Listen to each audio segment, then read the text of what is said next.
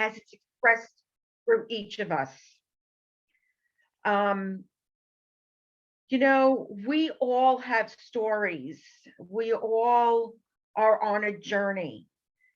And Judy shares her story um, in a way that we can all relate because we've all had experiences, the positive side and the difficult side of mothering, of being mothered, of being a mother. So I'm going to share this video with you. And I just have to find it.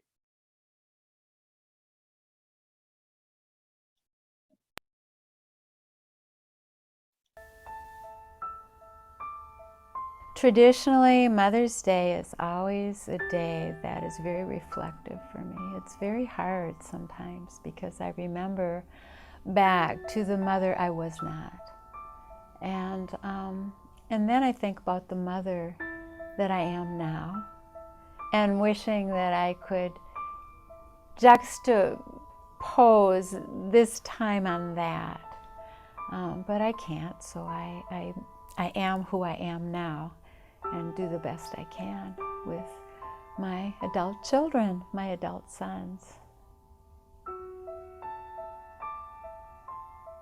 There came a point in my life when I realized that I had to allow myself to open to the nurture within me.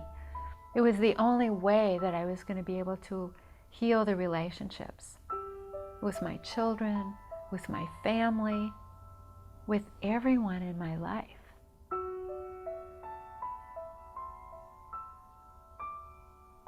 We meet adult sons on equal plane.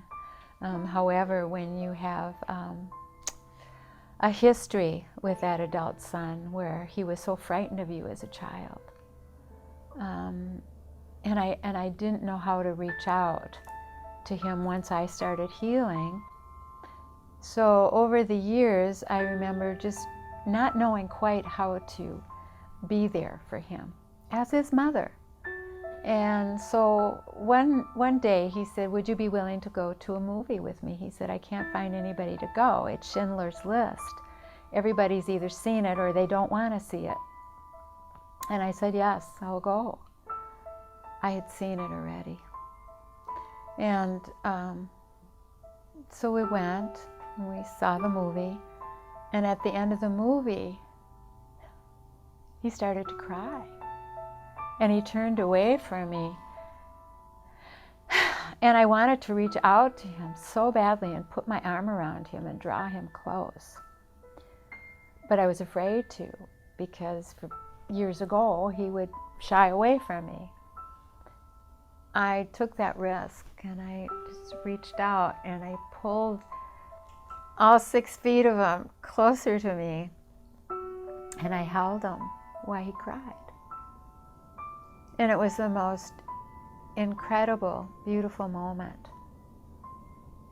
And for me, in terms of being able to love and do some healing. And we just sat there for a long time, maybe 10, 15 minutes after the movie left out. And then we walked out.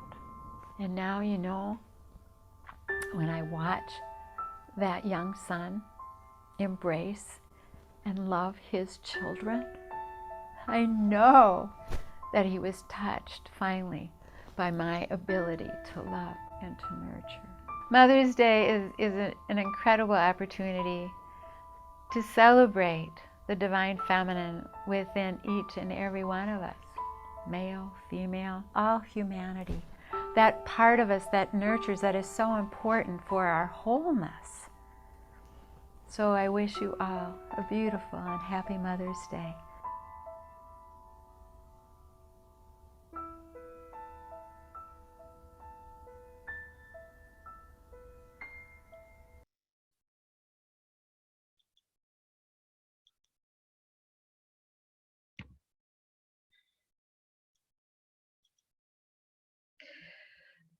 Now, what I love about that video, well, first of all, like I said, Judy and I went to seminary together, and she is a lovely, lovely human being. And what she shares in that video is the compassion to forgive herself for what she felt she did. I'm not going to say wrong, but badly early on when she had her children. You know, we all want to be the perfect mother, the perfect father, the perfect partner, but we're human. And part of the thing about Mother's Day is not only, as I said earlier during the opening prayer, the way to extend love is by loving ourselves. So Judy had to love and forgive herself so that she could heal and extend that love to her children. Now, I also relate to that because I have sons, and she kept mentioning sons. And, I look back on being a mother, which I absolutely love, but I made mistakes. And I know I made mistakes.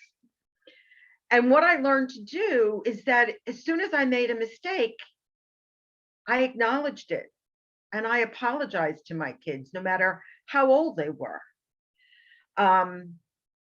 It was very important to me that they saw me as being a human being, not something superior or in control or in charge, but that we were on this journey of parent and child together. And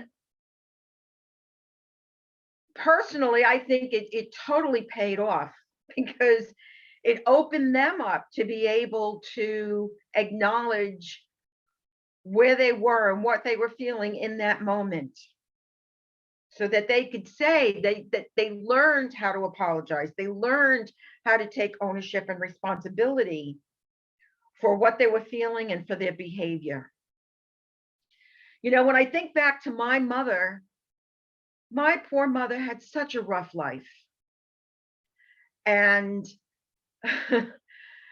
she used to talk about her days of being a child, and she was one of six, and they were this loving, happy family. And then as an adult, that changed. My father was difficult to live with. My mother had a very hard life as an adult. And I grew up from a very young age thinking that everyone was entitled to half a happy life. And since my mother's childhood was happy, then her adulthood was not. So that meant that since my childhood was not happy, then my happiness in my adult life was guaranteed. Now, it's interesting how children come up with this stuff. I mean, I was about 6 years old when I thought that. And as I grew, I realized the strength, the love, the compassion that my mother had in being able to love and nurture us through her difficulties. So this is an homage to all mothers, to all who nurture, to know that the love that they extend sometimes is not easy, and they do it anyway. We all have the ability to love, and we're blessed by being able to express that.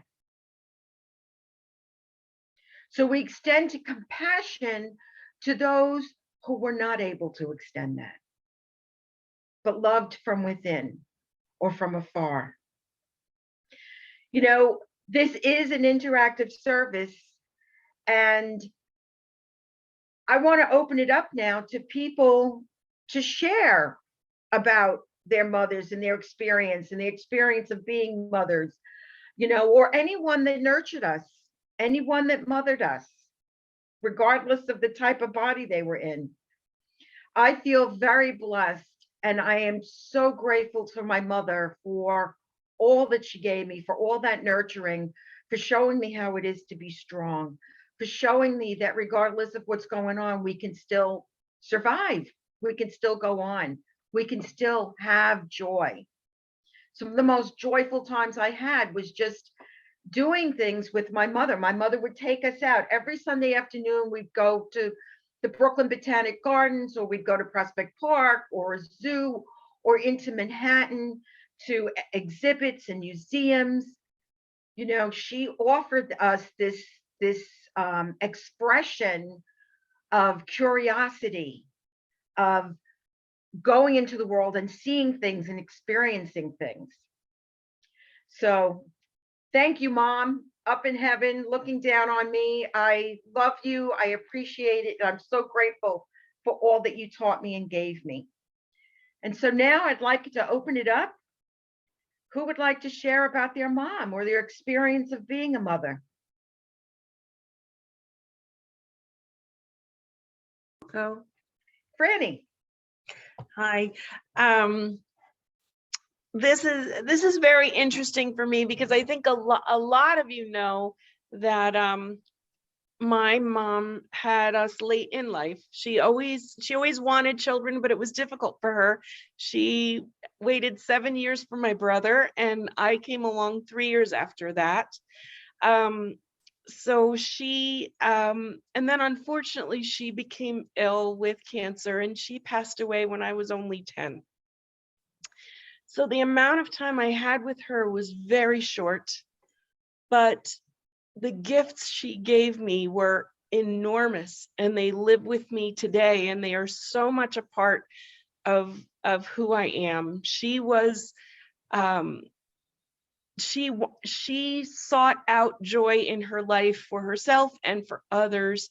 She made sure, she is why I have my joy of celebration. We celebrated big things, we celebrated little things, we celebrated family, we celebrated everything, and it was such a joy in my life. And she gave me my love of cooking and my love of feeding people, and understanding that that was a way to create bridges and bring people together and spread joy in such simple ways, and to get to know people. And on a larger note, growing up with a disability in the 60s, having physical disabilities, my cognitive abilities were never affected, but when it came to school, there were no paths for me, and the school wanted very much to put me in a special class where I would not interact with quote unquote normal people. And she really fought. I watched her fight for me to go to school and to be educated and to be in the midst of humanity like anybody else. And that has given me such strength and such compassion for other people, and wanting to see things done in a just way. She is just, she's so strong in my life still. I think about her every day, and if I'm a good mother today, it's because of her. Thank you, Franny. And you are a wonderful mother, and I know that just from knowing you. Thank you. Who else would like to share?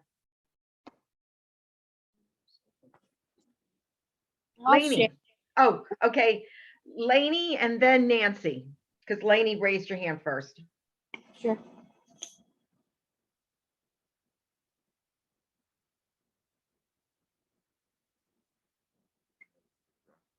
Okay. I was so moved by what Franny shared, and it brought up memories for me too. My mother didn't have it easy at all. My father died when I was 5, and she had to take over being the father and the mother. So I'm not just grateful for all that she did, but for other mother figures in my life. My Aunt Lydia, my Aunt Sil, who raised us, me and my sister, and my friend Kay, who was just so warm and nurturing, that so that I'm grateful not just to my mom and all she did, but to all the mother figures in my life too. And Thank you, Lainey. yeah. Thank you. Nancy. I've been trying to think of how to organize this because I didn't think about it before. But I'd like to go from my mother all the way to my own mothering and do it as quickly as possible so it doesn't drag on. But my grandmother brought me up until I was 2. My mother was there, but she kind of iced my mother out and took me over. But my grandmother was extremely nurturing, extremely affectionate. And if I had an affectionate any affection in me, it came from my grandmother. She and my mother didn't get along, and they used me as a football, passing me back and forth and arguing over me. My grandmother was Jewish. My mother decided that I was going to be a Christian, and she sent me to my grandmother's Jewish neighborhood with a cross, a gold cross, very prominently displayed. But that's just one of the things. But she was kind of a cool article, very cold. And my grandmother was very warm and loving. But my mother cared enormously. And in her cold, mothering way, she showed me how to be strong, how to have courage, how to stick up for women.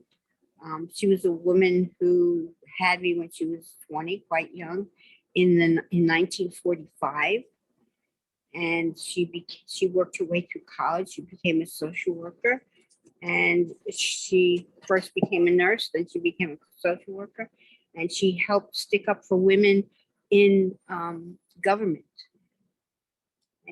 So she taught me that, and she was very courageous in our family and taught me order. But my grandmother taught me nurturing and just pure, flat out love. When I was older, because of the conflict between them, I had decided at a young age I wouldn't become a mother because it was too much for me. I was too young and not in the developmental stage, being an infant, to deal with any of that. But luckily enough, God saw that I needed to be a mother, and I became a mother. And I drew from both of those women, and I'm so grateful. And I learned to forgive. Sometimes you cannot forgive unless you have someone to forgive. Someone does something so horrible to you that you have to forgive them. And my mother did that every day of my life. She criticized me, never let a day go past when she didn't say something critical about me or something rejecting. But I know that my mother loved me because of the things, since I'm an adult, I see that she did around me to provide as much as she could mothering.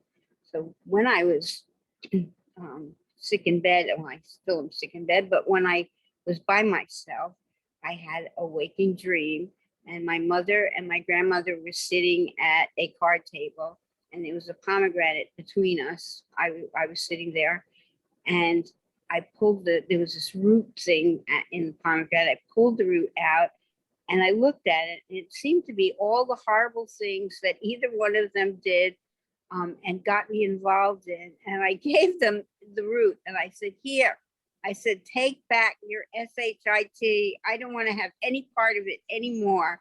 And I felt this flood of love, like it was unbelievable. And I realized that they had to do the things that they did to make me the person I am.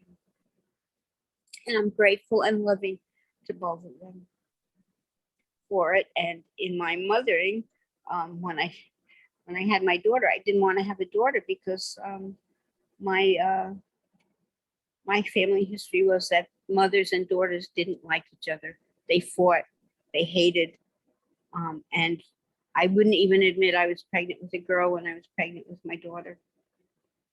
And that day, nobody was running off to get ultrasound, so I didn't have to. But when my daughter came out, it was as if magic happened. And all that karma of mother and daughter stuff just went away. And I'm so grateful to my daughter for teaching me that and allowing me to be a mother of a daughter and breaking that. Of course, I'm grateful to my son for being my child and putting up with me and being the first out the chute, so to say, and allowing me to practice mothering on him. Anyway, I'm just very grateful for this state of motherhood, from the mothering that I got and the mothering I was able to give. Thank you, Nancy. Thank you. Would anyone else like to share? Oh, but geez. Well, as long as she's a tough act to follow. You know, just in thinking that when I saw that today people were going to be sharing, just like this morning, and Nancy is so giving, and she's not feeling well today. Maybe you wouldn't really totally know it, but she's so wise. But even attending today was for others. She said, you know, I'm not gonna, you know, I'm not. I want to be there for everyone else. She wasn't thinking this is something for herself. You know? So in thinking of an anecdote or a story of her nurturing of our children, it's not like something stands out. Like it was, oh God, I remember that so well. That one day when she did such and such. You know, it's more like every day, every night for decades and decades of just love and giving. I think of her as we struggle to heal her heart, which is happening. That she's the heart of this family. I've always thought of her as the heart, the essence, the pure spirit of this family, and she's always been my guiding light. And that's I think I'll end it right there. Oh, thank you so much. That was beautiful. Absolutely beautiful. Thank you. Gillian, did you want to share? I guess so, yes. I've always found Mother's Day very difficult. I made a conscious choice not to be a mother. And a lot of it was my mother, a social worker friend of mine, nailed her when she said, totally narcissistic. Well, that was my mother. Totally narcissistic without guilt. And however, she was fun. And she came from a very abusive family. So anything that she did was really amazing. She's very strong-willed. She lived till 91. She was very clear about daughters exist for their mother, which I think is why I decided not to have children. But at any rate, but what she did give me was a love of beauty and a love of dance. She was a frustrated ballet dancer because as a first generation Italian, the ballet dancer was closest thing to prostitution. But at any rate, gave me a love of music and very strong personality. And she survived all kinds of medical, you know, I guess what I got from her was resilience and rising no matter what. She survived, besides being depressed most of her life. And when I moved out was suicidal. She survived hysterectomy, brain tumor. I can't even, a pin in a plate in her hip but she kept going, you know. And so I always found Mother's Day very difficult. And I would go through this song and dance about, no, I never had children. Until one day I said, knock it off, Kellyanne. You have psychologically midwifed so many people as a therapist. But what I owe her is the resilience and the strength. And she taught me to speak up. You know, I wouldn't have done it in her style, but at any rate, to speak up, and a love of music and art, and not so much art, music. She loved to dance. You know where that comes from, and now you know. But anyway, so I'm very grateful for that. So she did the best she could, and And I received lots of nurture from many people from whom I'm very grateful. And I was 3 months premature, and she would remind you that, all that what she went through and that she really didn't want you in the first place. But at any rate, all things considered, I love her and I always will. And I don't think there's a lot more, but I'm very comfortable with the fact that we talk about nurture comes in many ways, and being a mother in many ways. Thank you, Gail. And there's one thing you said that you chose not to be a mother. And my immediately thought was, you chose not to be a birth mother, but you have mothered so many. That's why I said I have psychologically midwifed so many people as a therapist that I've learned to say, when they say Happy Mother's Day, thank you very much. Before that, I did a big song and dance about how I never had children. So thank you. Yeah. Thank you. Anyone else like to share? Lainey. This more often. I mean, we've opened up who we are, and I know who you are now because of this sharing. We've become more real to each other, and I want to thank you for that, Carmela. But maybe once a month or something. This could be a good thing. It really is a good thing. Well, thank you, Lainey. And we're going to be doing the same thing on Father's Day. I think there's an image, we idolize mother, and I think it with the whole thing with the whole Hallmark moment, I think we're made to be conditioned to idolize mother, but mother is human. Mother's a human being, and to expect perfection is detrimental to the acknowledgement that we are human beings. I always say we are fully human and fully divine. All of our mothers, none of our mothers were perfect. I wasn't a perfect mother. Our humanity, our humanness is not perfect. But the ideal, the compassion, the nurturing, the love that we inherently are is perfect. And from the sharing I got today, everyone acknowledged that regardless of how difficult it may or may not have been, something was learned, something was given, something was transmitted to us from our mothers, and it made us who we are today. My first child was stillborn, and it was a girl. And I remember when I was pregnant, I was young, I was very young. I didn't want a girl because I felt that I would not be able to be a good role model for a girl because I did not have a good role model. My mother was abused. She put up with the abuse. She was depressed all the time. And like I said, she had a horrible life. But what I realized later on was that she was so strong. And that strength was transmitted to me. Despite everything that went on, she showed me how to survive. She taught me how to survive by her example.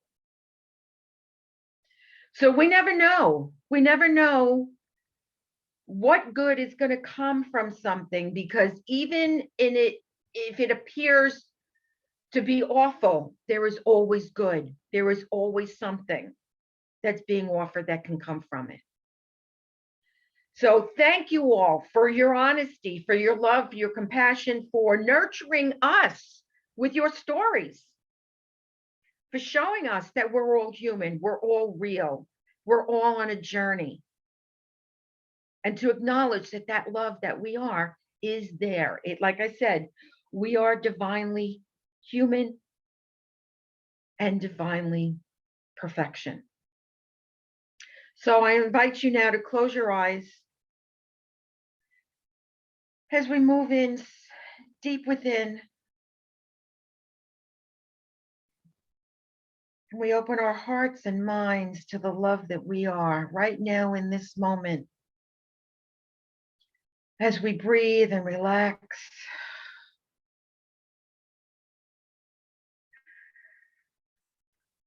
we acknowledge the truth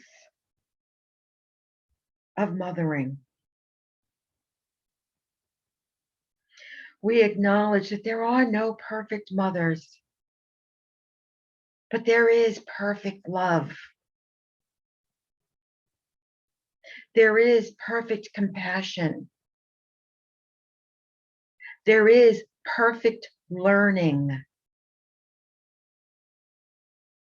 And each of us, in our own way, nurture and compassion one another.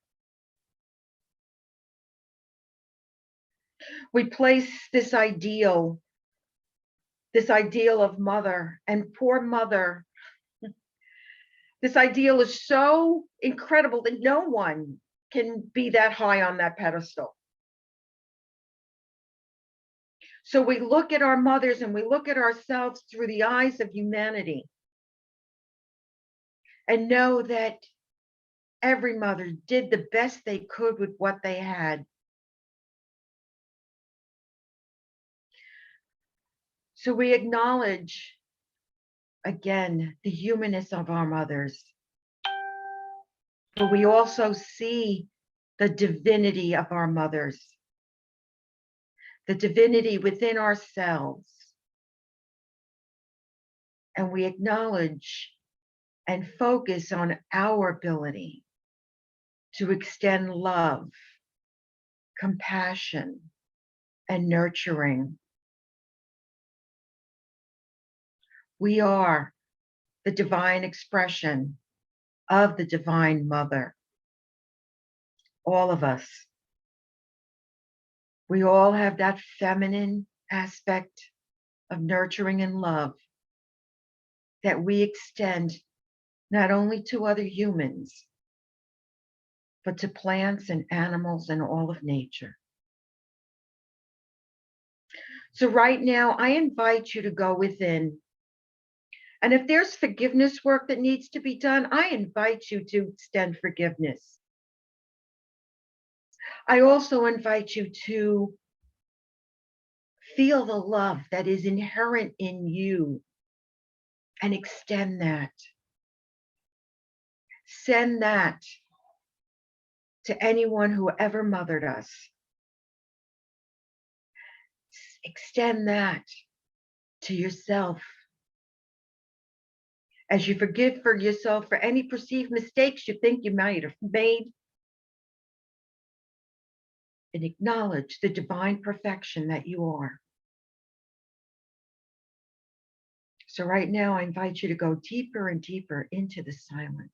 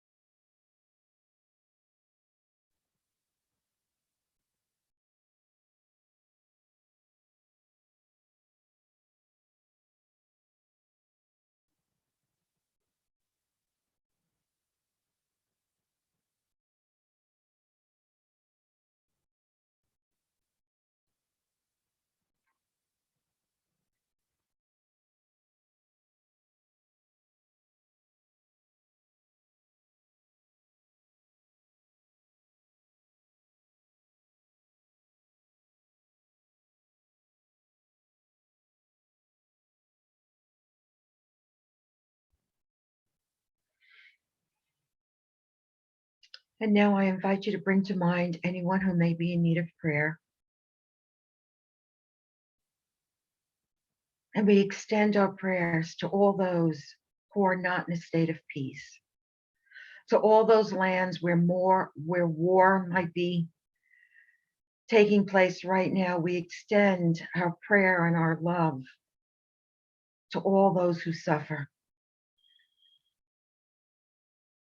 We pray for the raising of consciousness. We pray that all those who would create war, we pray that they understand that what they do to others, they are doing to themselves.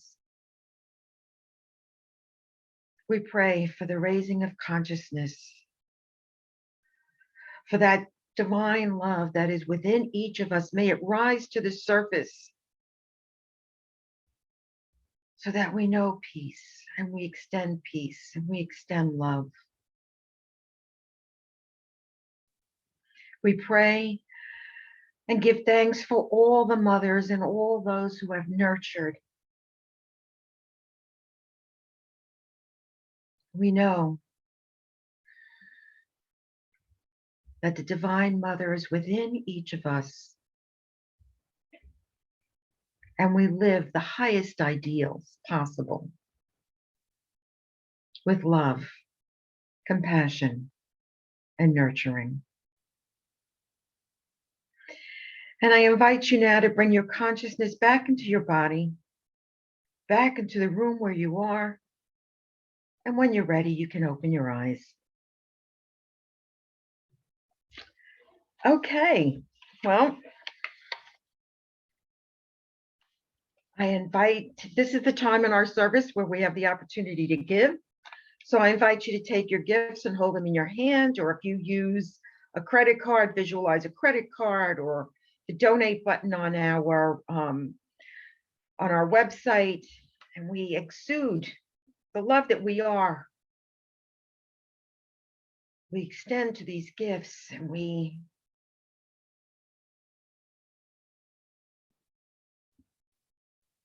plant within these gifts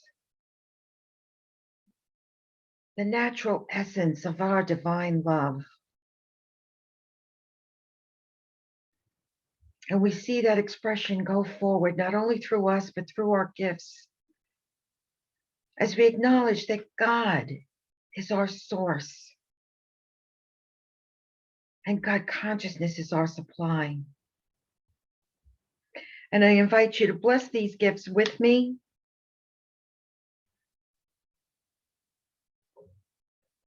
Next slide. And together, divine love as me blesses and multiplies all that I choose to give and all that I am open to receive, and I am grateful. And our closing song is one that I wrote for my mother. Some of you knew my mom. She was a member of Unity from 2004 until her passing in 2012. She loved what Unity stood for, and I loved being able to share that with her. Growing up, she could be tough, but she could be fun.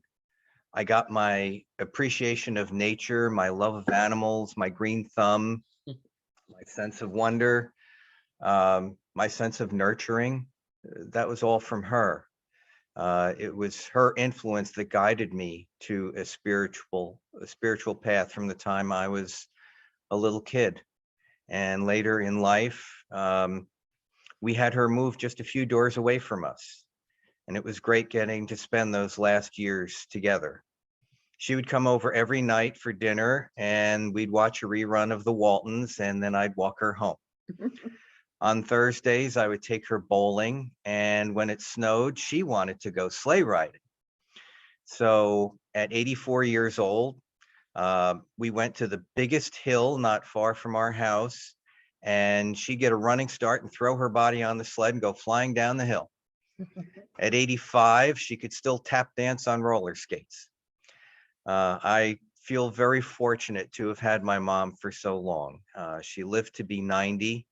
And although the last few years of her life, dementia had taken hold, we were able to keep her in her home and visit every day. right up until her passing, she always knew who I was, and she always had a smile for me and always showed me that she loved me, even though the words might be unspoken. So I wrote this song for her called I See Jesus in Your Eyes, and I got to sing it for her several times at Unity. And here it is once again.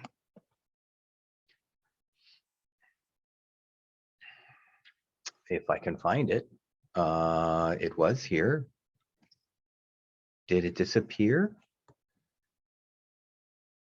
It disappeared. Okay. Can you find it again? Yeah. Hold on just a sec. Please hold. Yeah, we'll wait for you to find it. Okay.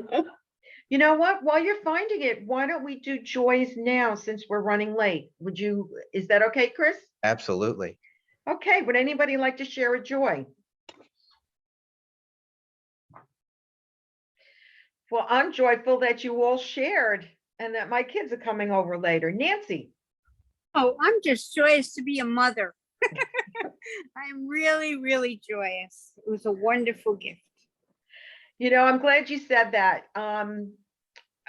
The summer before, as I was approaching my 50th birthday, I sat and I looked at my life, and I really did a long, hard look of, you know, what I've learned, where I want to go, and I thought and I realized that my kids were my greatest achievements, and that I was fully satisfied. And I was like, okay, God, you can take me today. I'm complete.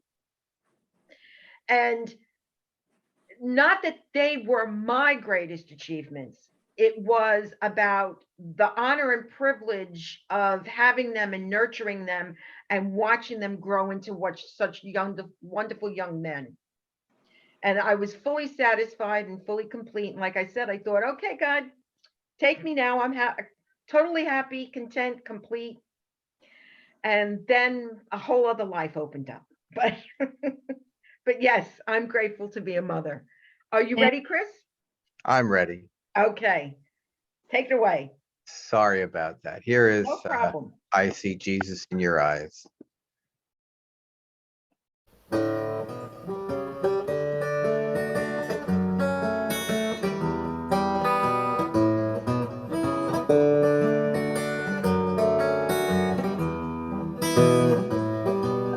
When I was a child and I cried a child's tears, my mother would come to me and calm all my fears.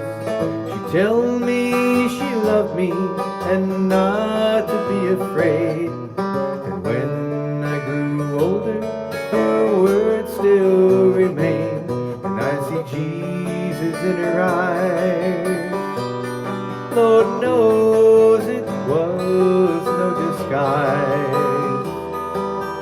I see Jesus, Jesus in her eyes. Oh, oh, oh, and I see just a trace of his love written on her face. I see Jesus, Jesus in her eyes. And when I turned 20, it was time to leave my home. My mother said, son, wherever you roam, I'll always be with you in my heart and in my soul. And when I grew older, I was never alone. And I see Jesus in her eyes. Lord knows it was no disguise. And I see Jesus, Jesus in her eyes. Oh, and I see just a trace of his love written on her face. I see Jesus, eyes. And now that I'm older and look back through the years, I see my life through the smiles and the tears. I can see the Lord's presence in the mountains and the streams, in the eyes of the woman who was mother to me. And I see Jesus in her eyes. Lord knows it was no disguise. I see Jesus in her eyes. Oh, and I see just a trace of his love written on her face. I see Jesus in her eyes. I see Jesus in her eyes. Lord knows it was no disguise. I see Jesus in her eyes. Oh, and I see just a trace of his love written on her face. I see Jesus in her eyes. I see Jesus in her eyes.